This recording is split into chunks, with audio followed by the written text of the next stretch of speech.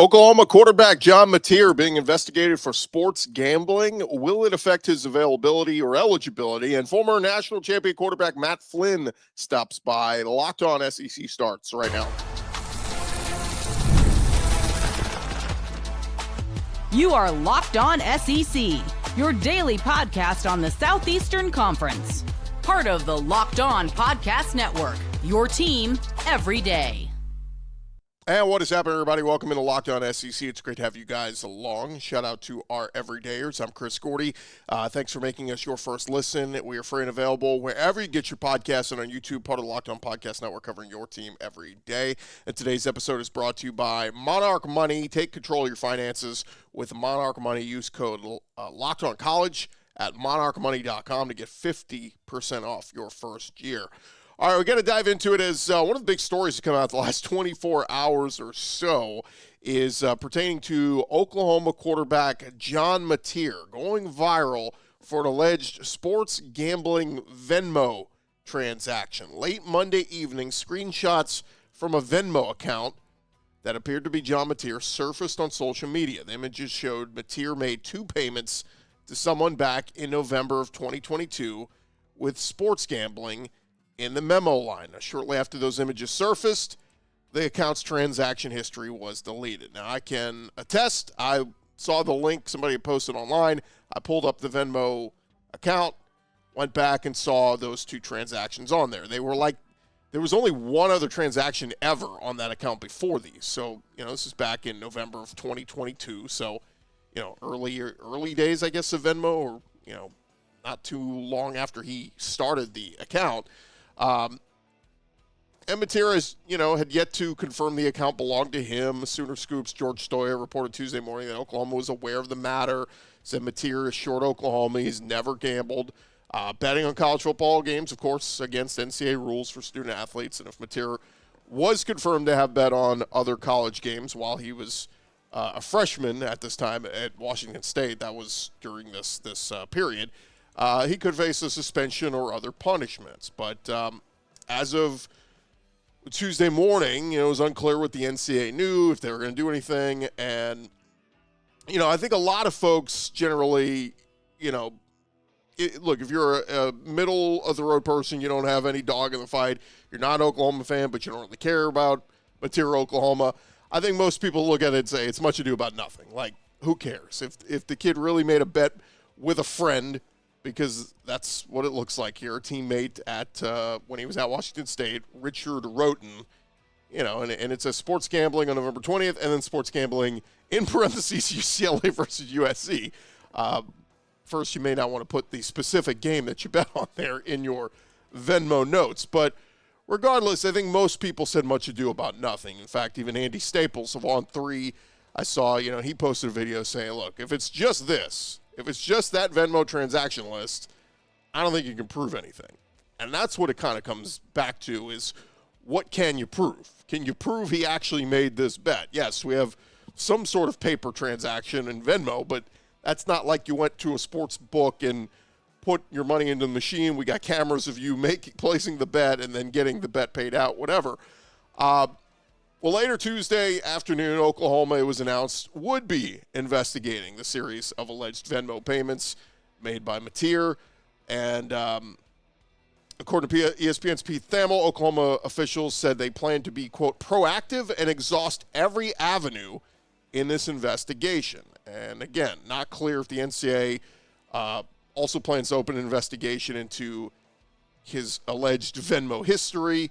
But as of yesterday afternoon, didn't appear to be other public evidence of Mateer betting on sports. He assured Oklahoma officials he's never been involved with gambling. Pete Thamel confirmed that. Now, there is precedent for college football players being punished for sports betting. In 2023, Iowa State quarterback Hunter Dekkers was accused of placing multiple bets on Iowa State sporting events, including one of his own games, a Cyclones football game. The NCAA ruled Dekkers to be permanently ineligible in February of 2024. Now, yesterday afternoon, we did get another update in this story.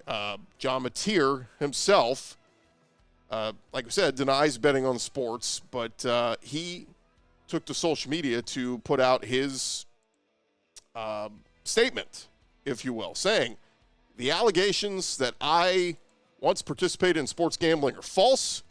My previous Venmo descriptions did not accurately portray the transactions in question, but they were instead inside jokes between me and my friends. I've never bet on sports. I understand the seriousness of the matter, but recognize that taken out of context, those Venmo descriptions suggest otherwise. I assure my teammates, coaches, and officials at the NCAA that I have not engaged in any sports gambling. Again, he's got to deny it, right? Even if he did do it, you're not going to come out and admit it because it would, the NCAA would come down on you. And look, honestly, with anything with the NCAA, never admit to anything. It never, Tennessee learned this years ago.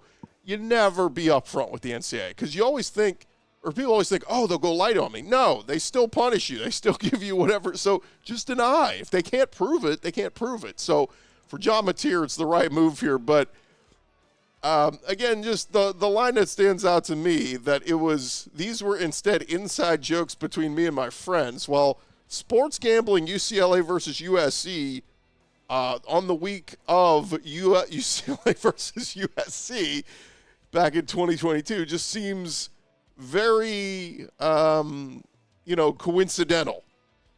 Now, again, Mateer could make some excuses here. I mean, the new NCAA football video game wasn't out yet, but he could argue, well, we broke out the old PlayStation or Xbox and we were playing the old NCAA football game, and we were, I made a bet I could win that game with him, $5, and I owed him $5 on Venmo or something. But, there's plenty of plausible deniability here, but an inside joke doesn't seem like a good excuse.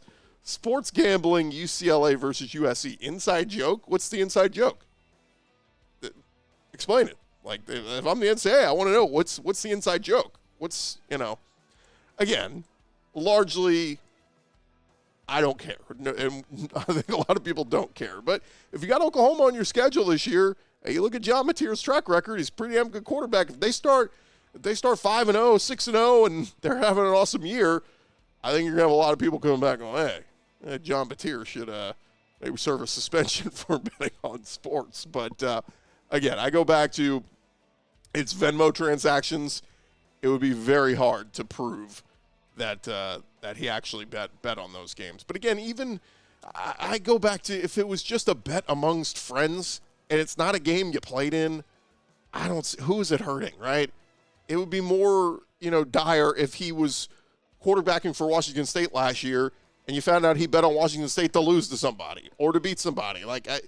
Betting on your game that you played in, yes, I understand. But being a true freshman where you're barely playing, you're not even really playing, and you bet on another game with a friend, like you didn't go to a sports book, you bet with a friend. It's like, two buddies sitting on a couch watching a game saying, hey, bet you $5 we make this next field goal or whatever. Again, letter of the law, it's gambling, but again, Mateer appears to be in pretty good shape here on avoiding a punishment because it's the onus on the NCAA to prove that gambling actually happened here. One other note here I wanted to get to before we get to our special guest, former LSU quarterback Matt Flynn. Texas has made history on Monday, claiming the number one spot in the preseason AP poll for the first time in program history. But they also make history in another way. Texas is a small underdog versus Ohio State in week 1. And according to ESPN's Doug Greenberg, Texas will be the first ever preseason number 1 team to be an underdog in their opening game. And he said that ESPN research dates back to 1978. Texas was named number 1 in both the coaches and the AP poll preseason. Of course, Arch Manning leading a very talented Texas team. Steve Sarkisian coming off of back-to-back playoff appearances. But they open on the road in Columbus coming up on August 30th versus Ohio State. And they are a slight underdog. I've seen one sportsbook has a -1. I've seen one has a -2.5. Of course, you could check out our friends at FanDuel, see where that line is, ever-changing leading up to kickoff. But nonetheless, Texas, an underdog, first preseason number 1. I saw somebody say, well, why should they be the preseason number 1 if they're an underdog in week 1? Yes, because it's not if it was a neutral site game, Texas would be the slight favorite. Ohio State's the slight favorite because It's at the Horseshoe. That's a tough place to play at Ohio State. So there you have it. But best of luck to Texas. It's going to be a tough challenge, but look, they went on the road at Michigan, beat them after they won the national championship. See if they can do it here against Ohio State. All right, when we return, we will bring you our visit with Matt Flynn, former LSU quarterback, getting his thoughts a little bit on this LSU team, the current landscape of college football, and much more. More Locked On SEC coming up in just a sec. Hey, look, when you talk about your money, most people cannot name all of their financial accounts or even what they're worth, whether it's your 401k, property you own, investments, and when you don't have the full picture, you can end up leaving money on the table. And that's why you have a company like Monarch Money. It is an all-in-one personal finance tool that brings your entire financial life together in one clean, easy-to-use interface on your laptop or on your phone. Monarch, they're going to do the heavy lifting for you. You can link all your accounts in minutes, see clear data visuals, get smart categorization of your spending, and finally feel in control of your money without ever touching a spreadsheet. Don't let this financial opportunity slip through the cracks. Go check them out today. Use our code LOCKEDONCOLLEGE at monarchmoney.com. You do that in your browser for half off your first year. That's 50% off your first year, full year of Monarch at monarchmoney.com. Use that code LOCKEDONCOLLEGE, LOCKEDONCOLLEGE, LOCKEDONCOLLEGE at monarchmoney.com, half off your first year at monarchmoney.com. Go take control of your finances today and start living a better life financially. It's a pleasure to be joined by a former college player, former pro player, and now a professional member of the media. He is a media pro. I don't know how that sounds to me when you say it out loud. He is Matt Flynn, former LSU quarterback, and doing the radio show with Jacob Hester now. And what's funny is, I don't know how many people know this, but years ago you did a night show with Hester. Yes. Yep. And I always thought it was funny that there was so much stuff, so many like current players you didn't know about. Oh yeah. So I think the dynamic is funny now that you have to actually do your homework and study and all this. Yeah. Kind of stuff. When Hester started doing radio in Baton Rouge, this is probably 6-7 years ago. He was doing 6 to 8, and so I'd come and co-host with him once a week. And I've been actually doing that every year or every week since, even when he went to middle of the afternoon. Then he went, of course, with the morning show with T-Bob for the last 4 or 5 years. I still was doing like once a week, showing up with him.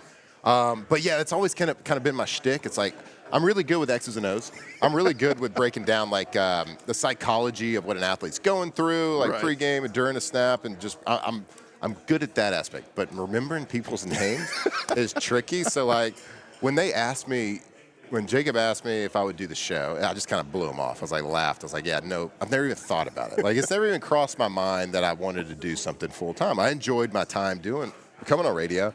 But it was funny. I started on, so T-Bob took the job with Barstool in May. And so they wanted me to start on June 2nd. And I was like, are you sure? Because at the time, LSU was making a run in baseball, of course. They were playing in the regionals, and the super regionals, and of course, World Series. And I was like, I hadn't watched a pitch all year. And you want me to be on the morning show to talk about, like, in the most, with such a passionate fan base, baseball fan base. It was funny. So I had to learn quickly.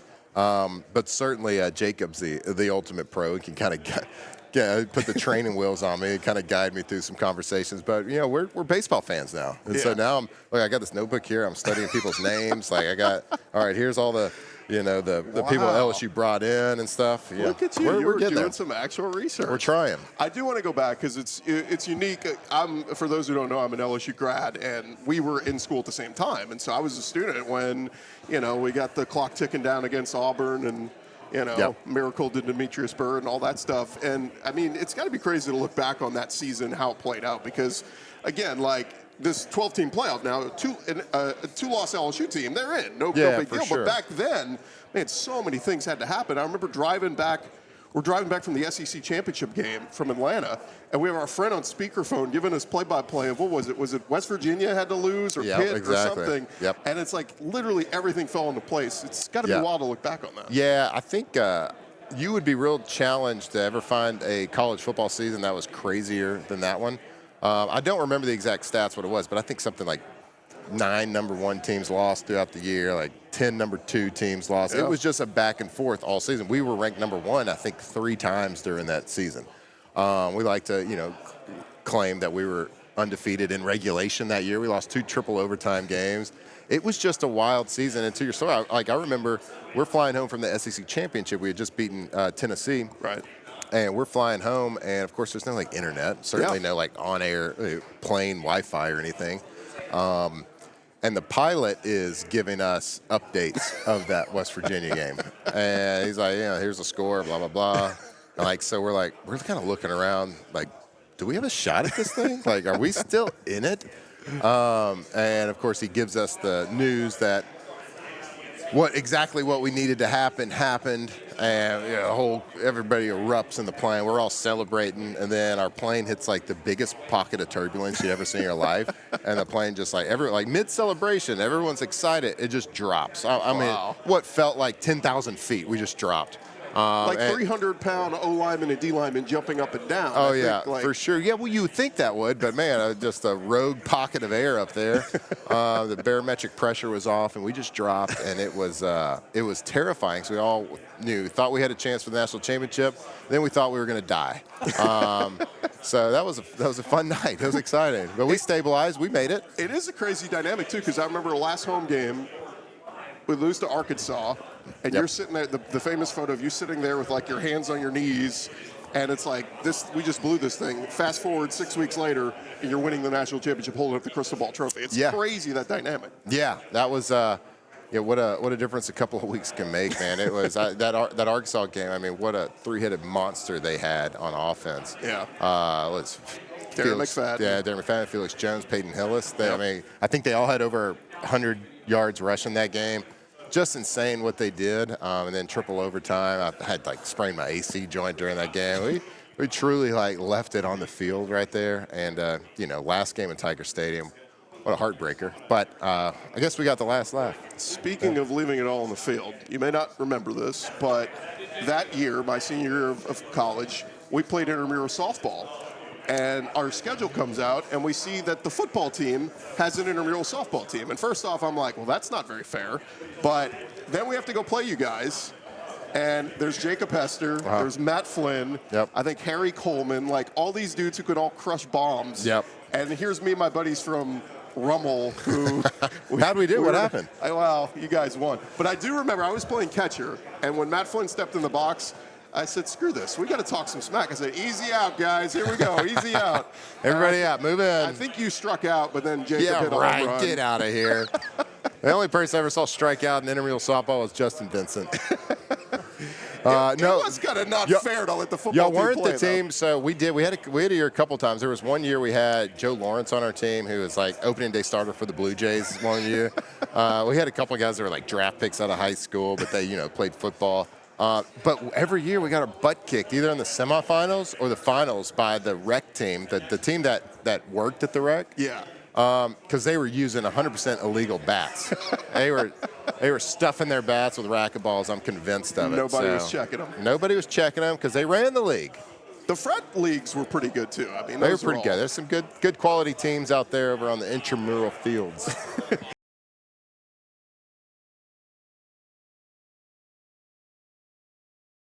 We're talking about Matt Flynn. All right, give us a quick thought on this LSU team, because I've talked to some people that have when I've asked them behind the scenes about this team, they go, "Whoa, this could be one." This could be one of them. I had one guy tell me, "I'm not going to bring up 2019," but it kind of feels like that. So let's pump the brakes on that one a little bit for sure. What's the vibe on this team? It's certainly a prove it situation. As a former player, you never really want to avoid any hype. If you have a lot of hype, you want to avoid the good things people say. You want to avoid the bad things people say. But this is a year where LSU is going to go into it. And the first year that Brian Kelly's been the coach going into it, where they really don't have any excuses. Whether it's defensive, whether it's personnel, whatever it is. We've checked all the boxes. Now, there's a little bit of questions on the offensive line. We had the best offensive lineman in the country at pass protection last year. Lost them all. So we have to replace that. We have to find that. But that's really the one big question mark. Maybe interior on the defensive line.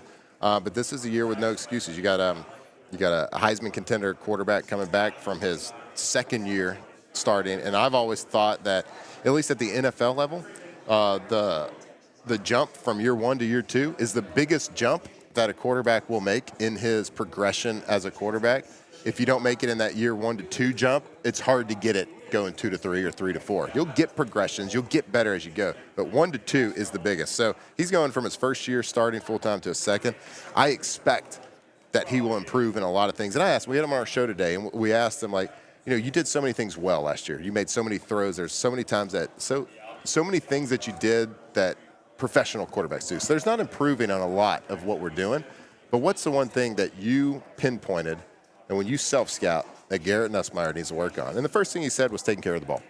Taking care of the ball and making sure there's no dips in the offensive production. Like last year we saw so good, and then it would just kind of go silent for a little bit. Yeah. Look at the second half of the Texas A&M game. We were dominating the game. Settle for too many field goals, too. Settle for too many field goals, but that's the emphasis, though, this year, is to not let one bad play or bad series or bad quarter lead into more. Do you think he was trying to do too much at times in some of those games? That's a good question. I mean, it's really kind of hard to tell in that. I think just the experience of dealing with adversity and dealing with things not going your way and learning how to mentally and emotionally just bounce back and forget it and just be like, Sometimes it's better. The mature quarterback is better to take the sack than that's right. Like what Ted Lasso say, like be like a goldfish. Yeah. Yeah. Whatever's good or bad happened, just forget about it. I'm thinking of that 07 game in Tuscaloosa where how many interceptions? I threw 3 picks in the second quarter. Thanks for bringing that up. Let's talk about that more often. We'll talk about when my dog died. When you know somebody too well, you're like, you could bring up all the exactly. negative, No, I'm just kidding. No, things. threw 3 picks in the second quarter against Alabama. In Alabama, and that was like Saban's first year there too. Yeah. So LSU fans are like, I don't care what you do this year. I don't care if you go 1-10 in the regular season. Just beat Alabama. Right. We were down. We had to come back in that game, which is a dang shame. One more serious football question. So Nussmeier, they bring in a couple of transfer portal receivers, Barry and Brown from Kentucky, track speed, Nick Anderson from Oklahoma, can take the top off the defense. How hard was it for you? Y'all brought in a guy, I mean, this is pre-transfer portal, quote unquote, but Demetrius Byrd came in. Yeah. How did you develop chemistry with him and build that rapport, having to do it so quickly? Yeah, I think you found out pretty quickly if guys fit with a team, not just like from a physical standpoint, but just from like a teammate standpoint. Like you found out, like, do I mesh with these people? Because people have all the talent in the world. If they don't mesh within a team, what you're trying to do, then it doesn't work. Demetrius Byrd came in, and man, what a boost he gave our team, our offense, certainly our team. Made so many big plays, was a deep threat, which is what we needed at the time. But did you have to spend like extra time because the other guys had been there, Brandon LaFell and these other guys? Like, did you have to spend extra time with him, or did he just kind of pick up on it pretty quickly? Yeah, I'm trying to remember. I'm trying to think back on when he got there. I would assume he got there before the summer. Like the summer is the time where all that stuff is. Like if you're trying to build chemistry and learn somebody once training camp starts, you're kind of behind the 8 ball a little bit. It can happen. We quarterbacks, it's their job to, no matter who the receiver is, to judge speed and judge angles, and that's how you should be able. Our quarterback coaches in the NFL always, but I don't care. We could put the towel boy out there, and you should be able to hit him every time because we got to judge speed and angles. But knowing having the trust of that they're going to be where they're supposed to be when they're supposed to be there, they're going to understand the passing, like what we're trying to get accomplished per play, because there's sometimes where you don't run a route like it's just drawn up on a piece of paper. Okay, I got a 16-yard in route. Okay, they can go and do that all day long, and they might run a 4-4. All right, I'm gonna run a 4-4 16-yard in route. But the in route on one play where you run as fast as you can, where you might be the first read, but on another play it might be the same route, but you're the third read. And understanding that, okay, maybe I don't run this one at 4-4, like because I know that the window I'm trying to find. And so it's learning that chemistry. Do I trust this guy to be where he's supposed to be in the progression on when he's supposed to be there? And I think that's the big thing. When you have that trust. I mean, when you have that trust, or if I can throw you a tightly contested ball, and I feel confident that you're not going to let it get picked, because there's a lot of that. Yeah. You have to be able to throw curl routes, comeback routes, and know your guy's going to come back for the ball. instead of let the DB beat you to it. So I think there's something a little bit different about this LSU team going into it. Now, we'll let the record dictate that at the end of the year. But from a leadership standpoint, and it starts with Nussmeier, I think it starts with Whit Weeks on the defense. Like, you have this hierarchy of leadership that could be, I think capital could. They have the potential, and they could be very special this season. So we'll see. They're getting a lot of preseason hype. That always makes me nervous. But, they've earned it. So yeah. Last thing for you. We ask everybody this. Favorite movie of all time? Your favorite movie?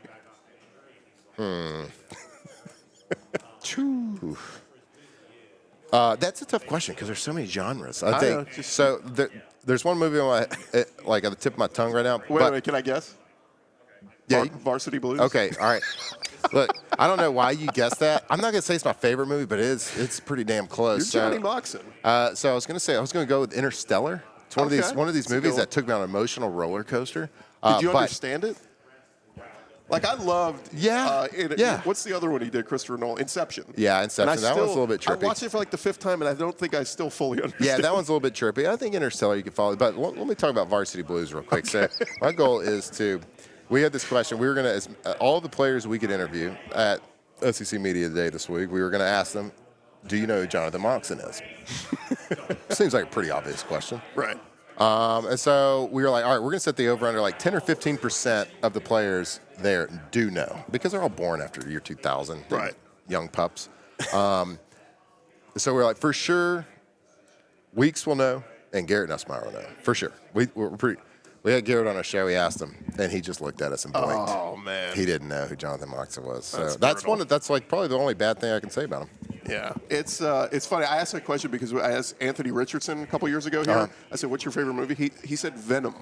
I said, "Of all time, Venom is your favorite movie." So it's a tricky one, man. We're throwing it out there. We're asking everybody what their favorite movie is. He is Matt Flynn. Catch him on ESPN 104.5 in Baton Rouge. And hey, what's the plug your water company? Oh, yeah. So the company I've been working on for I started about 7-8 years ago. It's a company called we call My High. We do electrolyte drink mixes. We don't do a whole lot of retail, but we sell on our website, drinkmyhigh.com. Basically, scientific electrolyte mix. It's a liquid mix, not a powder, so it mixes really easily. We work with colleges all over the country. Most of the SEC teams are utilizing us. We work with military, first responders, fire departments, police departments, health system, disaster relief company. So that's really our focus. Is if you're at home and want to use it, we sell online, but we're not in a lot of stores. But our big focus is, man, we're institutional sales. So we hydrate these companies, disaster relief companies, military. We hydrate all of them like professional athletes are hydrated. So high quality. Backed by science, backed by sweat studies, and it's a really cool product. And everything's here. We make it in Baton Rouge, and it's cool. You know who you need to send them to? Ole Miss, because they get so many cramps, right? They have so many guys just falling down. I'm not gonna say or not, but they might already be on it. We'll see. He is Matt Flynn. Matt, thanks for the time, man. I really appreciate it. All right, that's going to do it for this edition of Locked On SEC. Thank you for making us your first listen every day. Thanks to Matt Flynn for joining us. We'll be back tomorrow for an all-new edition of Locked On SEC. And, hey, for your second listen, you can check out The Portal Show. Our buddy Brian Smith, he's got all the latest rumors, portal news, and everything else. Be the most informed fan of the rapid changes of the college football landscape. Find The Portal on YouTube or wherever you listen to your podcast. I'm Chris Gordy. This has been Locked On SEC. We'll talk to you guys tomorrow.